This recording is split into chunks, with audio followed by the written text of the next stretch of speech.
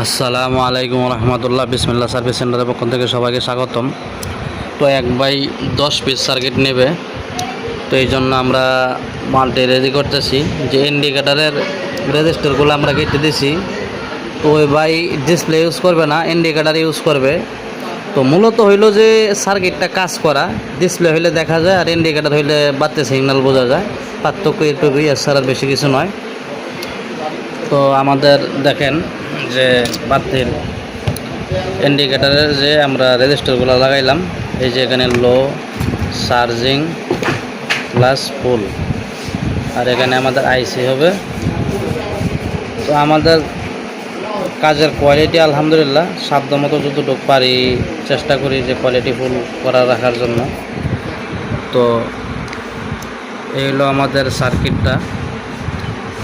তো এই সার্কিটটা ইউজ করলে আলহামদুলিল্লাহ যে ব্যাটারি নষ্ট হবে না, ব্যাটারির পুরাপুরি একটা সাপোর্ট পাবে। কেননা এই সার্কিটটি লো কাট এবং হাই কাট।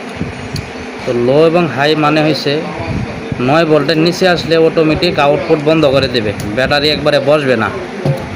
আর 14.2 গেলে অটোমেটিক চার্জ ফুল করে দেবে, ওভার চার্জ হবে না। তো আমরা যেমন অরিজিনাল সঙ্গ রিলে ইউজ করছি, ভালো মানের ডায়োড ইউজ করছি, প্লাস অরিজিনাল ক্যাপাসিটার ইউজ করছি। তো যে সমস্ত বায়ার আইপিএসের কাজ করেন জানেন যে পার্টস সম্পর্কে। তো আমাদের এই পার্টসগুলো সবগুলো অথেন্টিক এবং ভালো মানের ইউজ করার চেষ্টা করছি, এবং গ্লাস পিসিবি বোর্ড করছি আমরা, যে ভালো মানের পিসিবি বোর্ডে আমরা এই কাজগুলো করছি।